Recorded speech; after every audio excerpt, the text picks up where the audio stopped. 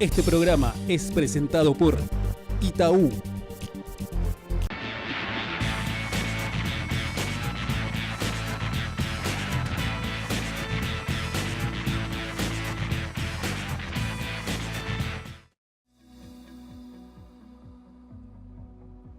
Muy buenas noches.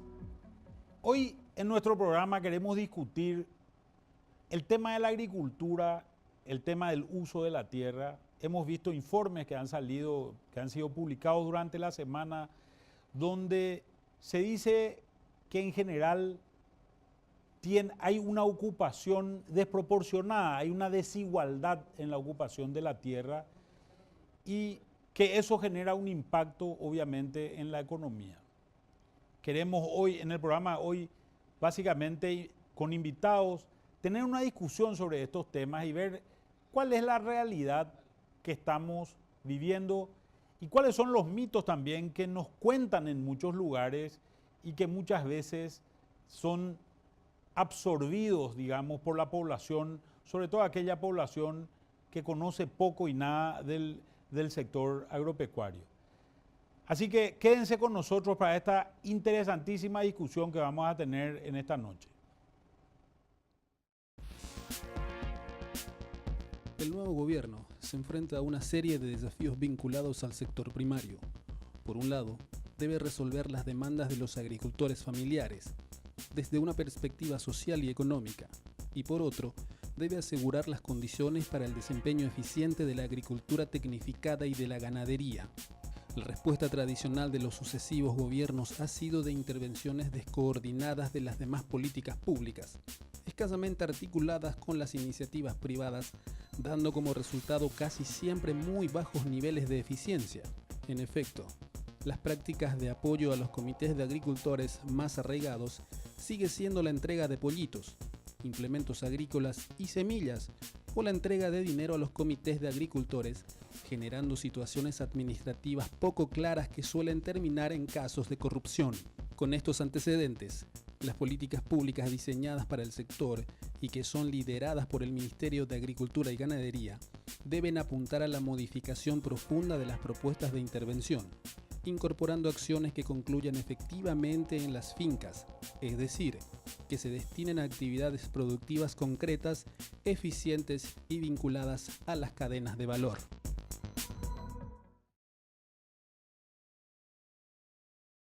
Y para comentar este tema de las tierras, el uso de la tierra en Paraguay, la agricultura, estamos hoy con Fabricio Vázquez, que es de la casa, y con el ingeniero Héctor Cristaldo. Buenas noches. Buenas noches, Manuel, Fabricio, la audiencia, un gusto compartir con ustedes.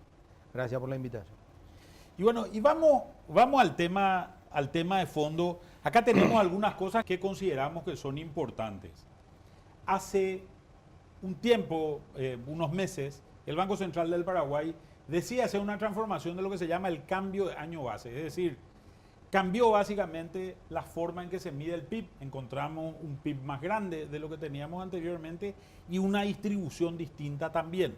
Cuando tomamos en cuenta esos valores, vemos algunos hechos que son bastante significativos y que son los que tenemos en cuenta. Cuando consideramos el año 94, que era el año que inicialmente se estaba usando, vemos que el PIB agrícola estaba en 18,3%. Sin embargo, cuando tomamos como año base el año 2014, empezamos a ver que este PIB se reduce notablemente a 7,9%. ¿Qué es lo que podemos decir con relación a esta situación en particular? En primer lugar, Manuel y audiencia, debemos reconocer que la economía paraguaya se transforma al finales de la década de 1990 e inicio de la década del 2000.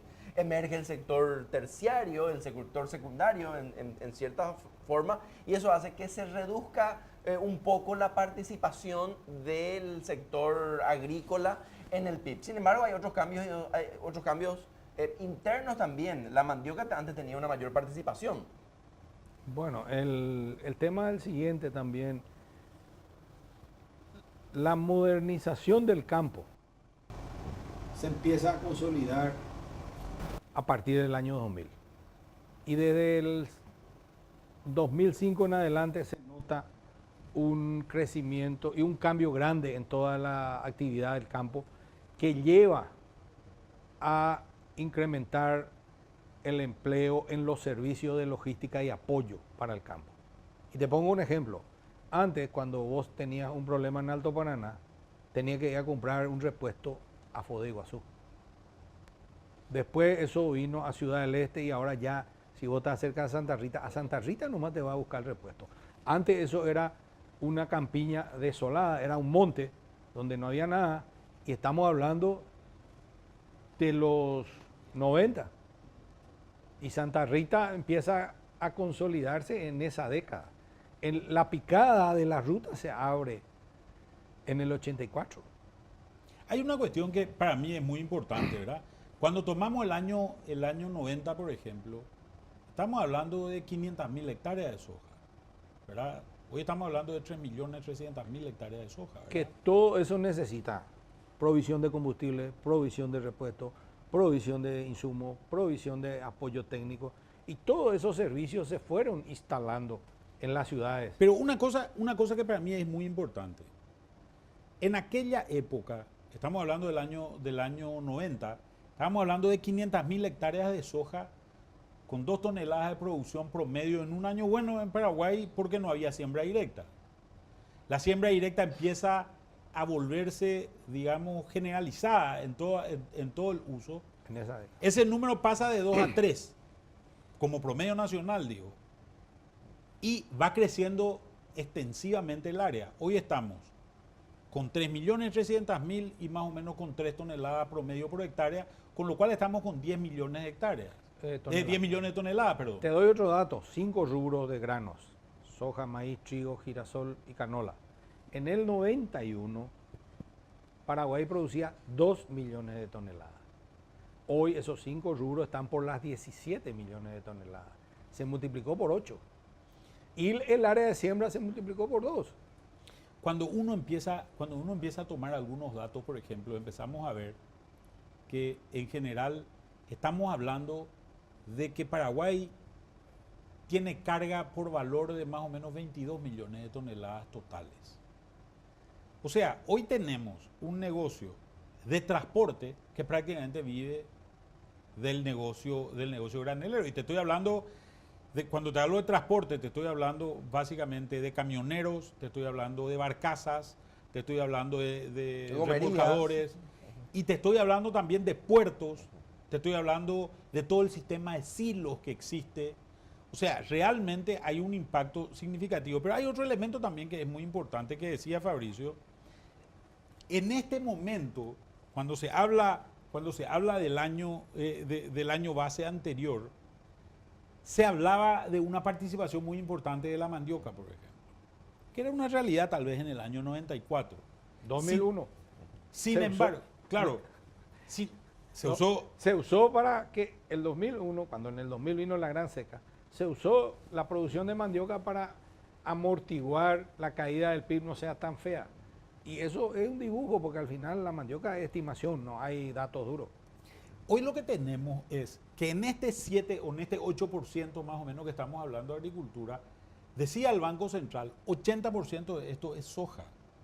Maíz y trigo posiblemente sean otro 10%. O sea, hay una cadena productiva que es la cadena soja, maíz, trigo, canola y girasol posiblemente, que ya son productos mucho más pequeños, ¿verdad? Son básicamente los que mueven la aguja en términos globales. Hay una buena noticia también acá.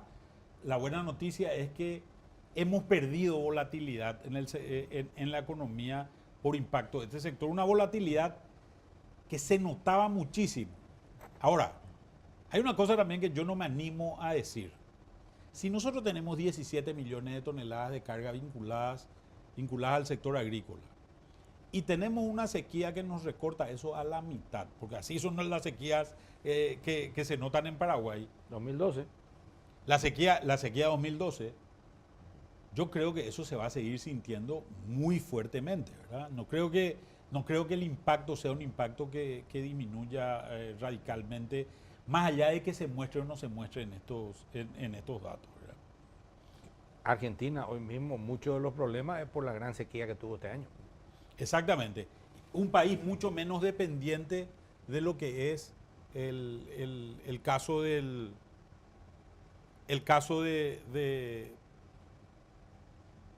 los otros productos.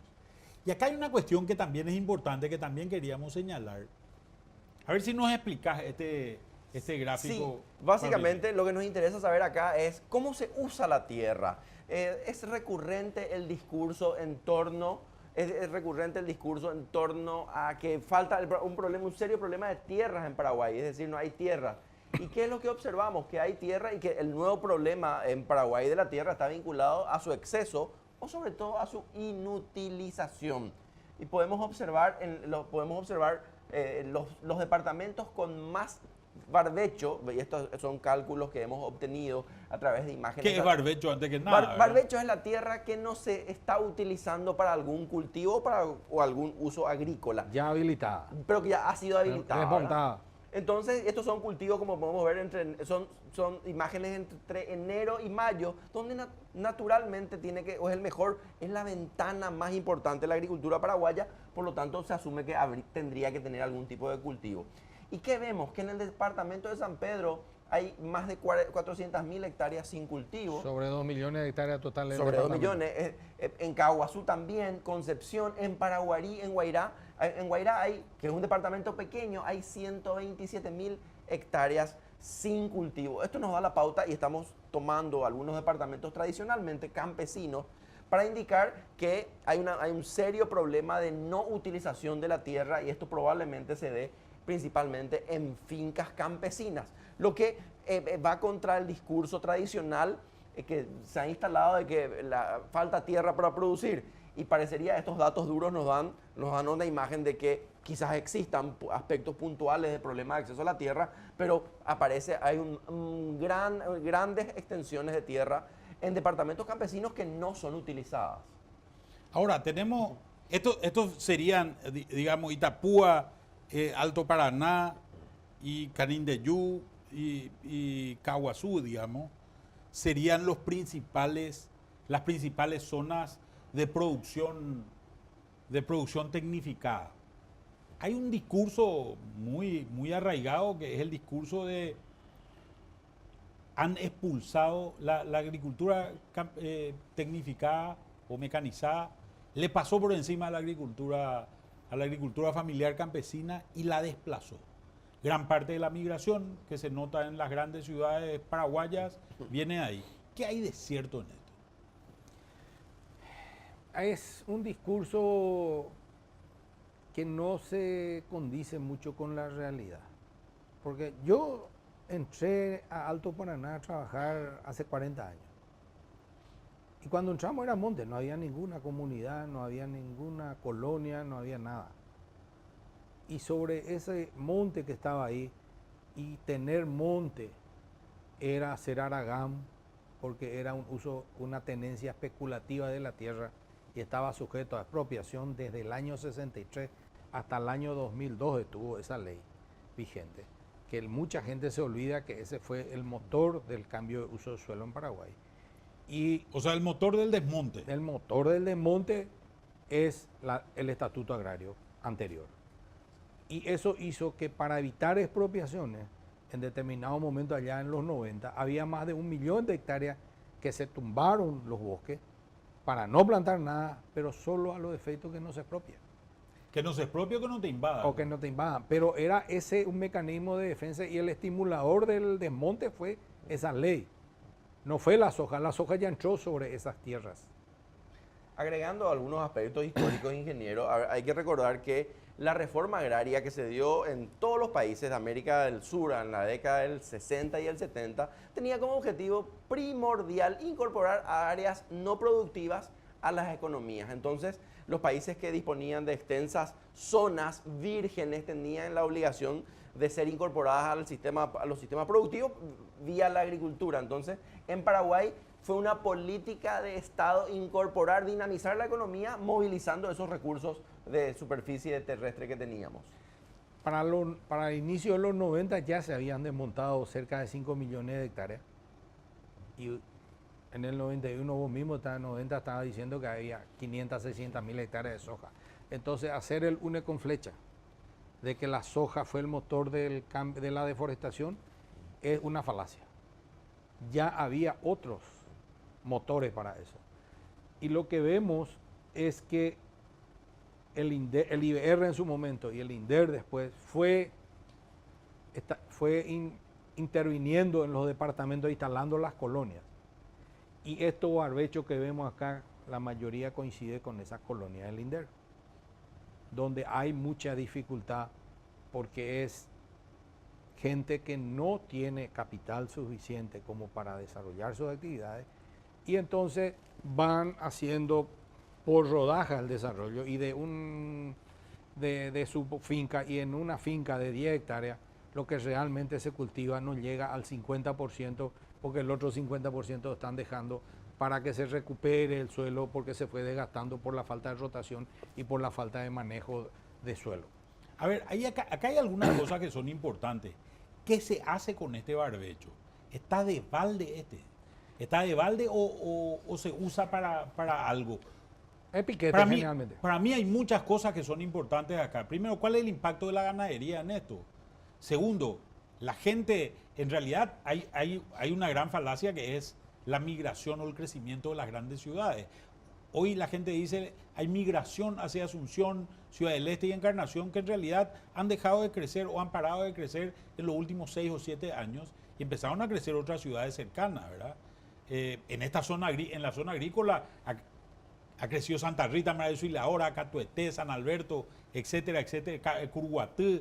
En San Pedro han crecido comunidades como Santa Rosa, Santa Aní, Horqueta en Concepción, San Ignacio y San Juan en Misiones. En realidad empezamos a ver que mucha de esta gente no migra más. Si no duerme acá, tiene su vaca, tiene su chancho, tiene posiblemente su cabra o oveja o algo por el estilo, gallina, etcétera, etcétera, pero esta gente no produce como ganadero. Yo creo que gran parte de los agricultores que conocíamos, que hacían algodón, que hacían sésamo, es la gente mayor. La gente joven hoy está migrando mucho usando la moto, usando el celular y usando otro tipo de cosas, ¿verdad? El fenómeno de inmigración, yo creo que hasta el primer quinquenio del 2000, de 2000 al 2005, hubo hasta migración hasta España. Eso también paró. Así, yo creo que algo de eso se desaceleró acá en el interior y son las ciudades más cercanas las que están absorbiendo esa gente que vive en el campo y va a trabajar a la ciudad, y con la moto ahora se acortaron las distancias. Y el celular, obviamente, Y que te permite... La comunicación cambió mucho, pero nosotros tenemos que ver también, si tomamos el censo 2008, había todavía 80.000 hectáreas de algodón reales, antes que se compraba para 200.000 el insumo. Pero hoy no hay más algodón. Sí hay 10.000 hectáreas en todo Paraguay, es mucho. Y hay un fenómeno que el año pasado nosotros pudimos estudiar, que es que muchos de esos algodoneros en estos departamentos se volvieron productores de grano. Y hay casi 39.000 productores de menos de 20 hectáreas que se dedican a la producción de grano. Que el que sobrevivió, ¿verdad? Son 770.000 hectáreas de soja que están en fincas de menos de 20 hectáreas. De campesinos. De campesinos, sí señor. Y podemos ir a recorrer Caguazú, podemos ir a recorrer Alto Paraná y vamos a ver ese fenómeno que no está apareciendo en ningún lado porque el censo tiene 10 años y todavía no se hizo el nuevo censo. Bueno, vamos a ir al corte y vamos a seguir con nuestro programa hoy después de eso.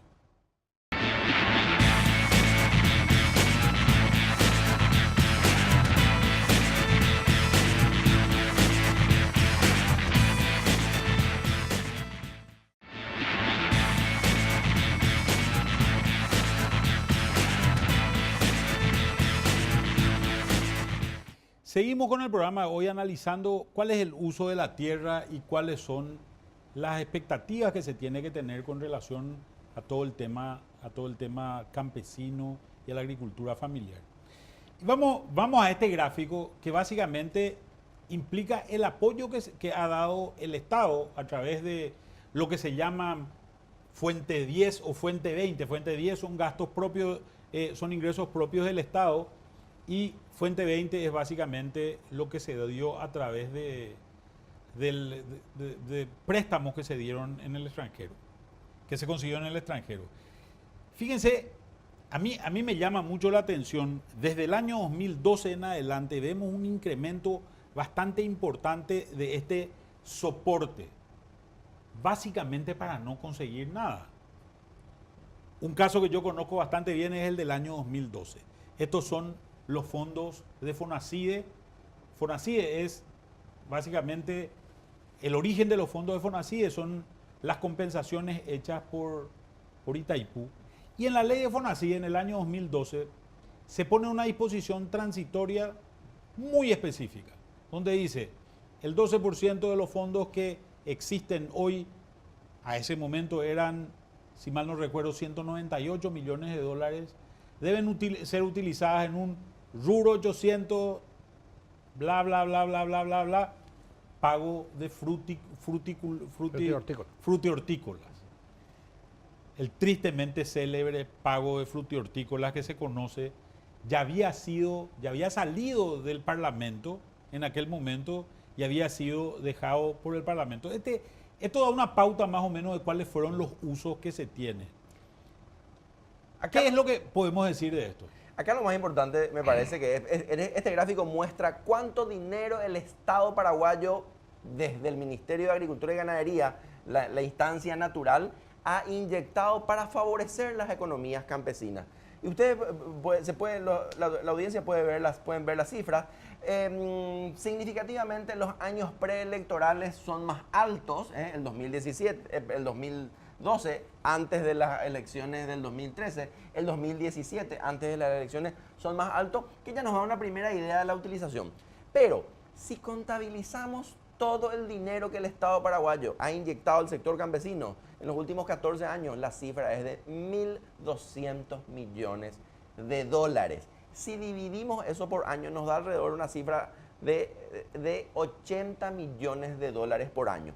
Y esto no está mal, no es ni mucho ni poco. La mirada que tenemos que hacer es cómo se utilizó y qué efectos ha tenido, qué impactos ha tenido esta intervención del Estado en las economías campesinas. El ingeniero quizás, Cristaldo, nos puede dar alguna idea de cómo se utilizó este dinero, ingeniero.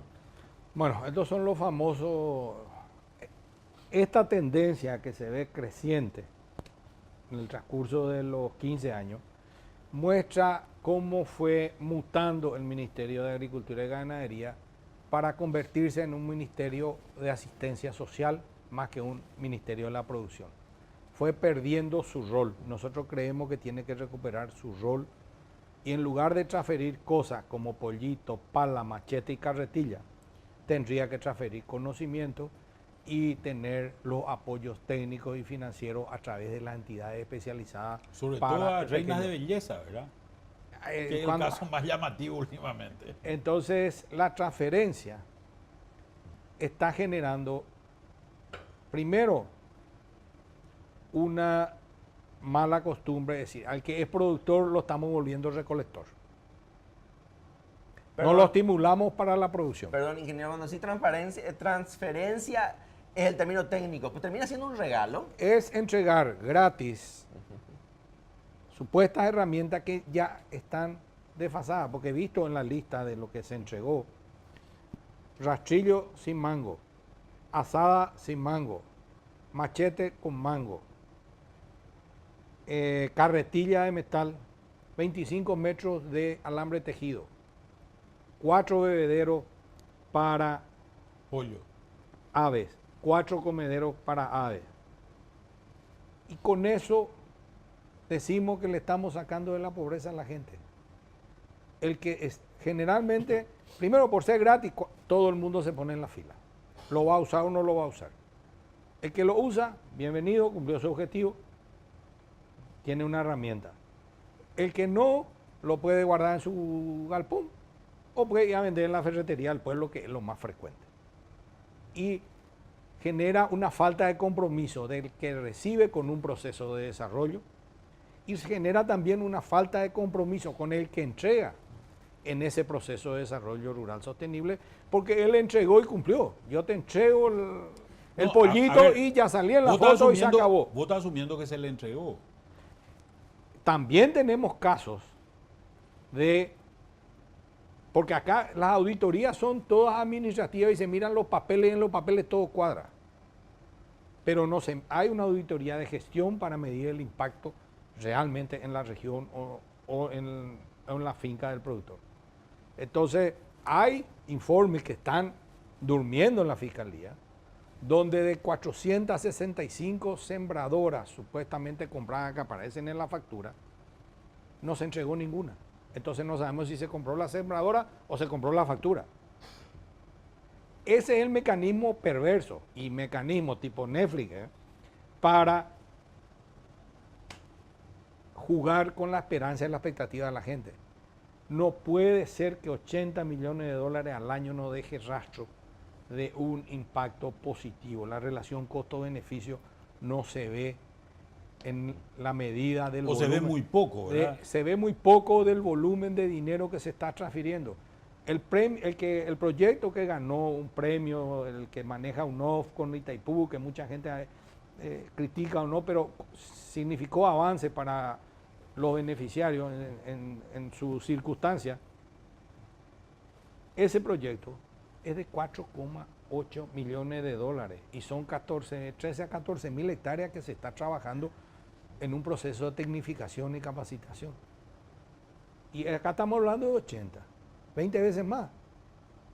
Entonces, ¿qué estamos haciendo bien y qué estamos haciendo mal? El ministerio tiene que convertirse en un ministerio de la producción, tiene que reagrupar el sistema MAC, porque ahora está disperso, desarticulado y descoordinado. Pero incluso hay un elemento más que creo que vale la pena señalarlo. Una parte importante de esto se hizo con deuda, se hizo con bonos soberanos. Se emitieron bonos y se usaron esos bonos para repartir pollitos, repartir rastrillos, etcétera, etcétera, ¿verdad? La Ley de Administración Financiera en su artículo 40 dice que esto tiene que ser gasto de capital. La deuda se puede usar solamente para gasto de capital, no para gasto corriente. Yo pondría mi seria duda de que entregar rastrillo o pollito sea gasto de capital. En realidad, gasto de capital es la generación de infraestructura. Y con una definición, estirando como chicle la definición, tal vez se pueda meter dentro de ese caso, pero incluso debería pensarse bien si esto no es una violación a la normativa, ¿verdad? Bueno, ese es otro abordaje. Ahora también se está modernizando y se empezaron a entregar tractores este año, el último año y parte de este año, pero también en condiciones de planificación muy deficientes. Nosotros tuvimos... Claro, pero a lo que me refiero con el tema, aunque vos entregues un tractor, que para un agricultor puede ser un bien de capital, no es un bien de capital para el Estado. Cuando hablamos de bienes de capital, hablamos de bienes de capital de uso público. Una ruta es un bien de capital del Estado. Lo otro es un bien de capital privado y es una transferencia directa y la transferencia está tomada como un gasto corriente, ¿verdad? O sea, ahí es donde está la violación, ¿verdad? Ya se entusiasmaron mucho entonces con este mecanismo.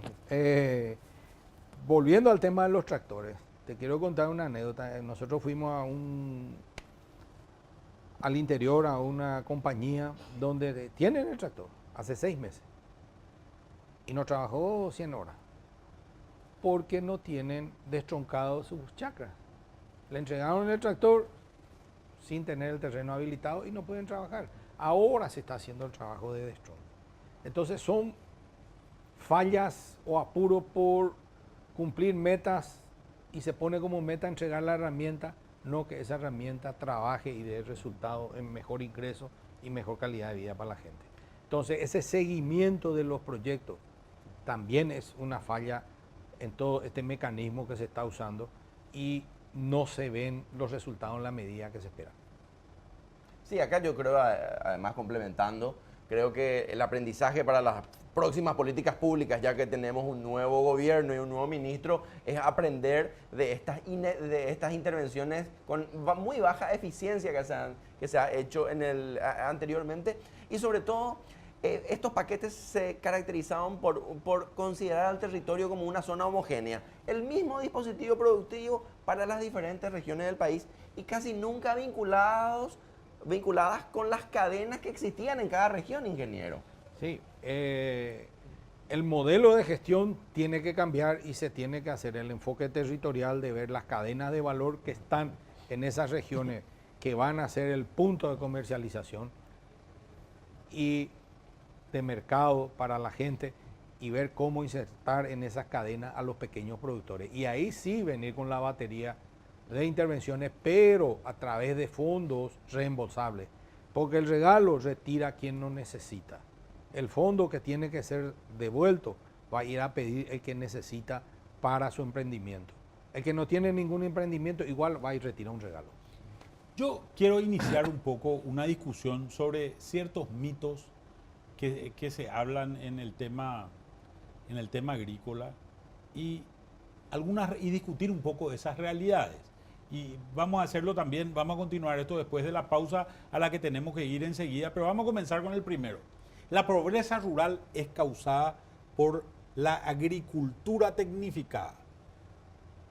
En realidad el origen de la pobreza rural está en la productividad y la baja conexión tal vez con los mercados. Incluso se puede hablar de financiamiento, que es una forma de mercado también, ¿verdad? La pobreza rural existía antes que se tecnifique la agricultura. Exactamente. Primer detalle.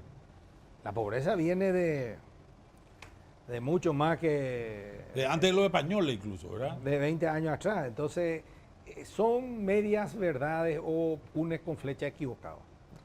Acá otro aspecto interesante con estos mitos, y como los estudios de Klein Penning, los estudios de Domingo Rivarola, inclusive los estudios sobre la sociedad campesina en los 80, demuestran que ya los problemas de la agricultura campesina, la agricultura familiar, como le llaman también, es previa. Los serios problemas, las serias debilidades, las serias precariedades de este sistema productivo son anteriores. Pero nos parece interesante, Manuel y ingeniero, hablar de estos mitos, porque lastimosamente estos mitos siguen presentes en el discurso. La cooperación internacional, el Banco Mundial todavía establece cierta responsabilidad de la agricultura tecnificada sobre la agricultura familiar, y esto genera un esquema mental del campesino como víctima histórico y tradicional y por lo tanto merecedor de una serie de favores que estábamos viendo en el cuadro anterior. Yo quiero poner un ejemplo que a mí me parece muy llamativo siempre.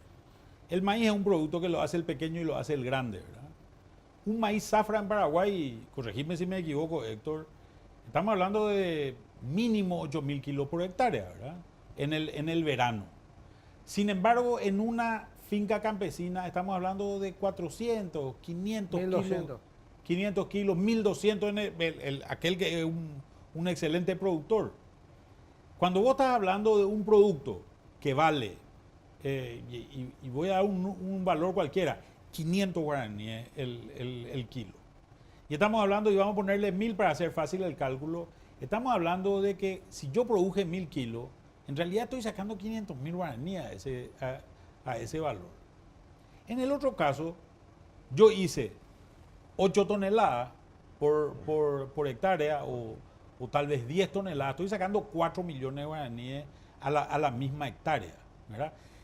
El problema es que en un caso generé 8 veces más producto. Si yo tengo 50 hectáreas, y vamos a poner un número, o tengo 10 hectáreas, vamos a poner un valor promedio, en un caso quité 5 millones de guaraníes y en el otro caso quité 400 millones de guaraníes. Obviamente, las diferencias en la calidad de vida del que consiguió 400 millones de guaraníes contra el que consiguió 40 millones de guaraníes contra el que consiguió 5 millones de guaraníes es totalmente distinta, ¿verdad? Entonces, creo que estas son las cosas que van marcando la diferencia. Vamos a hacer un corte y vamos a seguir con nuestra discusión de hoy.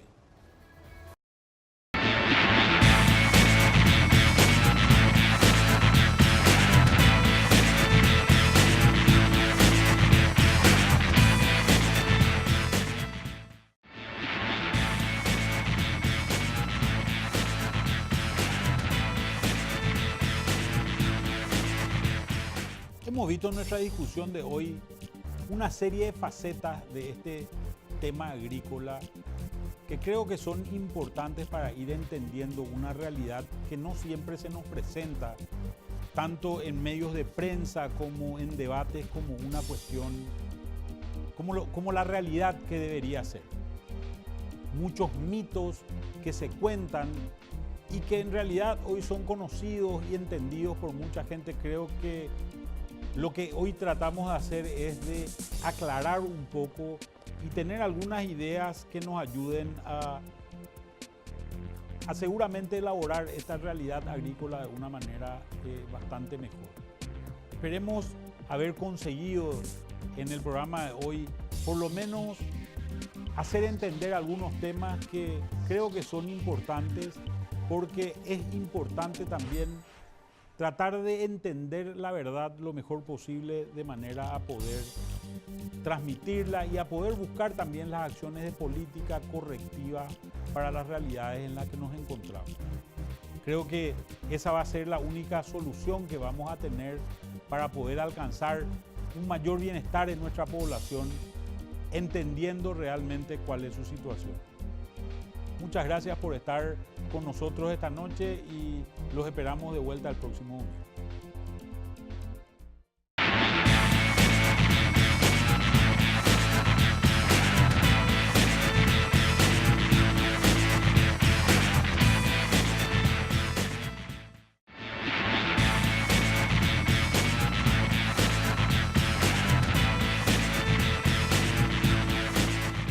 Continuamos con el análisis de la situación de la economía campesina y estábamos discutiendo sobre mitos y realidades del sector rural paraguayo. Vamos al segundo mito, básicamente que la agricultura familiar campesina no recibe el apoyo del Estado. Habíamos visto anteriormente que recibieron más de $1.000 millones, ¿verdad? Creo que esta es la realidad que en realidad nos enfrentamos y lo que nos vemos son resultados. Las intervenciones no son adecuadas, los enfoques están errados y hay un ingrediente muy complejo ahí de clientelismo y manipulación también, que hace que no se vea la relación costo-beneficio, no sea positiva. Cuando vamos al tercer mito, básicamente decimos que los mejores suelos han quedado para los agricultores tecnificados, o sea, para aquellos que destruyen el suelo. Sin embargo, lo que vemos es que estos suelos campesinos están cultivados desde hace años, se le ha sacado mucho a la tierra y nunca se le ha dado nada, ¿verdad? También creo que esa es una realidad que es bastante palpable, ¿verdad? Y cuando en la agricultura tecnificada está el porcentaje de penetración de siembra directa es alrededor del 90%. En la agricultura no tecnificada eso anda por el 10 o el 15%.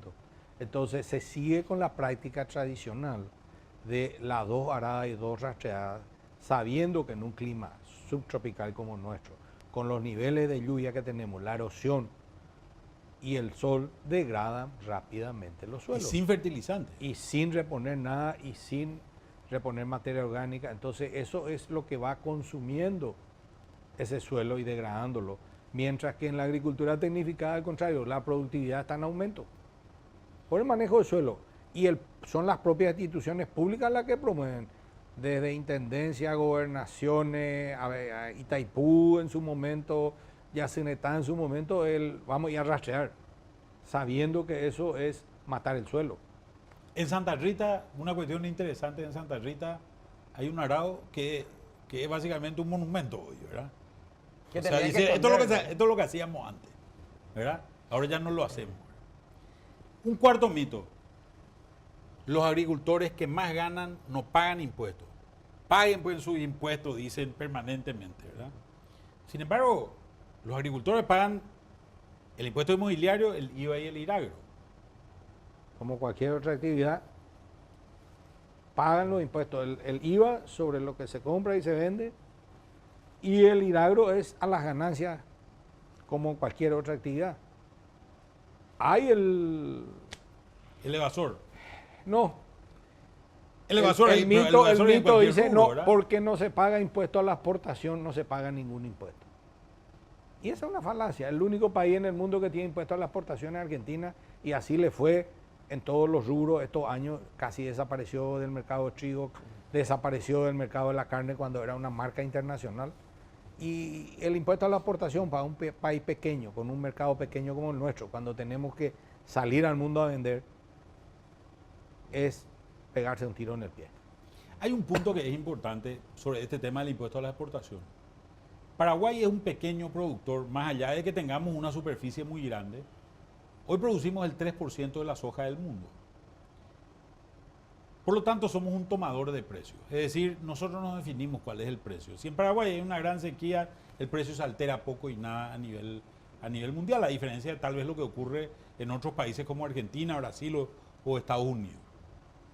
Entonces, cuando nosotros le cobramos un impuesto a la exportación, en realidad lo que estamos haciendo es, la empresa exportadora, que normalmente es una empresa multinacional, lo que dice es, perfecto, voy a trasladar este impuesto hacia atrás. El que termina pagando al final del día es el agricultor, sea pequeño, sea grande, sea mediano, sea lo que sea, al final el que termina pagando es el agricultor.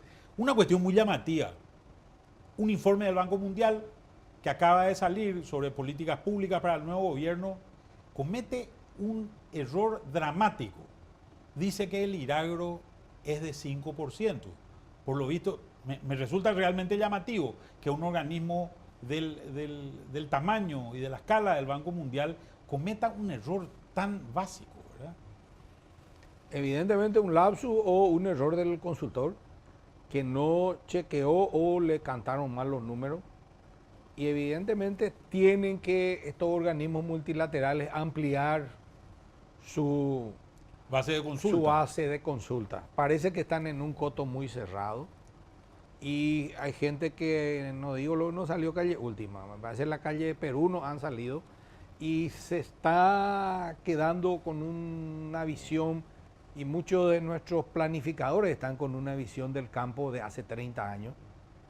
Hay una dinámica diferente en el campo, hay que salir a ver, hay que ir a mirar y vamos a ver que hay un campo diametralmente diferente a lo que era hace 10 años con el censo agropecuario nomás.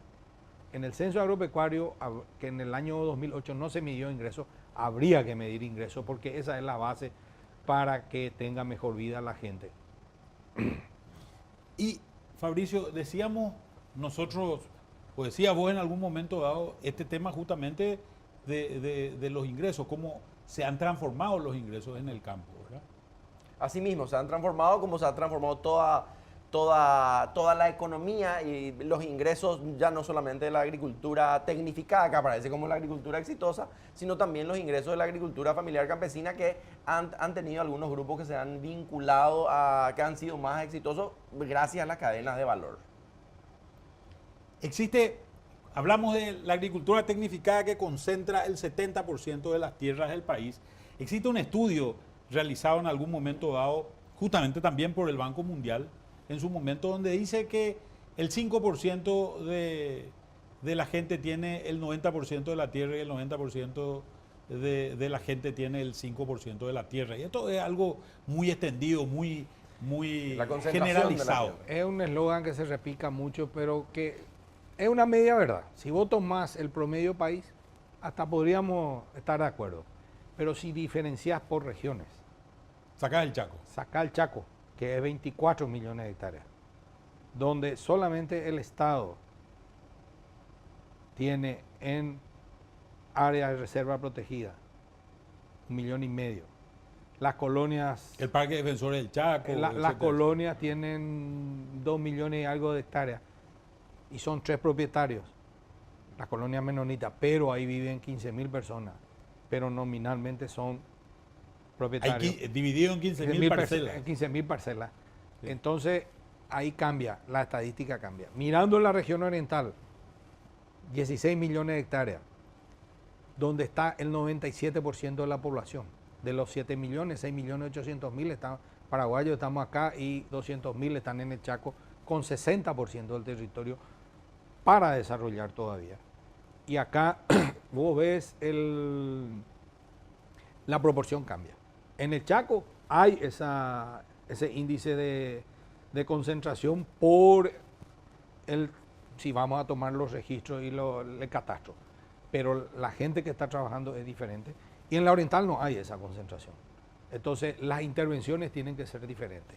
Y se plantea el problema de los 3 medios de producción, capital, tierra y trabajo. Acá se centra la discusión en la tierra y se olvida del capital y del trabajo, que es la capacitación de la gente.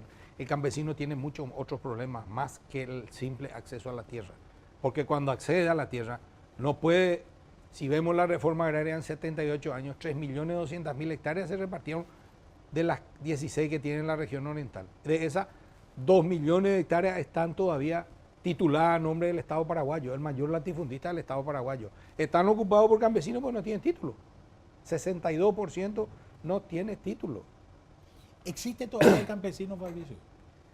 Existe, y cuando veíamos en la primera lámina esa cantidad de barbecho, podemos decir que existe, pero están avejentados y los hijos tienen moto. Por lo tanto, como ya decías antes, Manuel, ese hijo de agricultor está... A ver, vos estás haciendo un paralelismo entre campesino y agricultor, ¿verdad?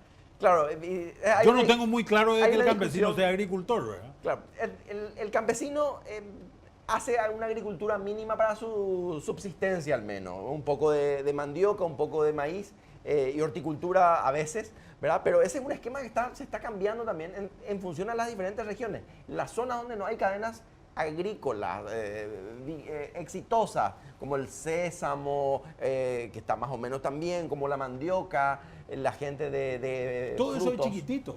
Es chiquitito, es muy chico. Otro mito. La agricultura tecnificada no genera mano de obra. Básicamente, si vos tenés agricultura, lo que tenés también es, tenés transporte, tenés comercio, tenés prestación de servicios, tenés industria atrás de todo esto, que es un tema que no es menor. Pero Manuel, Tenés puertos. ¿Ah? Puertos. Claro, parte de la cadena de transporte, ¿verdad? Tenés barcazas, etcétera, etcétera. pero por principio, una actividad económica tiene la orientación de ser rentable y de ser eficiente, no de generar empleo. Es decir, su foco principal es que le vaya bien, igual que una despensa. Una despensa podemos decir tampoco que no contrata mucha gente. Mucho de lo que sostienen el Logan es gente que se quedó congelada, que el algodón absorbe X mano hora por hectárea y el otro no. Pero yo le pregunto cuánto ingreso generaba y podía vivir un año con ese ingreso. No llegaba a un sueldo mínimo por mes. Entonces, mano de obra subpagada es sostenible. Y de mala calidad, ¿verdad? Y es sostenible. Entonces, no es esa visión de la mano de obra a la uña, es lo que no tenemos. El empleo que se genera es un empleo en toda la cadena y un empleo de otro nivel de calidad de empleo y de otro nivel de ingreso. Por eso nosotros insistimos que en este censo se tiene que medir el ingreso y cuánto de ese ingreso que tiene en la finca viene de la agricultura y cuánto viene de otra parte. Porque si hay más ingresos de otra parte que de la agricultura, al final es una persona que vive en el campo pero gana su plata en otro lado. La agricultura exporta grano en estado natural y no genera valor agregado. Esto también está en el informe del Banco Mundial, Manuel, y obviamente no han tenido los datos de las inversiones justamente de las multinacionales y de otras cooperativas en Paraguay, que ha permitido que Paraguay tenga la capacidad estática de triturar, porque ese es el proceso técnico de triturar soja para agregarle valor agregado, para no vender grano en estado natural, sino generar aceite y harina del 50% de la producción. O sea, Paraguay todos los años puede procesar la mitad de lo que produce, que es un porcentaje muy, muy alto. Eso era una gran verdad en los 80, cuando creo que una de las pocas procesadoras que había era Capsa. Después fue llegando Marangastú, allá en el kilómetro 30, Colonia Unida puso su fábrica, RATS, llegaron ADM, Cargill, llegó Cayasa, se están instalando. Y hoy tendríamos la cadena de producción de cerdo si no hubiera la cadena de balanceado. Ese es el valor agregado real. Tendríamos la cadena de producción de lácteos que tenemos hoy. Antes La leche en polvo era leche nido. Hoy Lactolanda produce 200 toneladas al mes de leche en polvo que está aportando.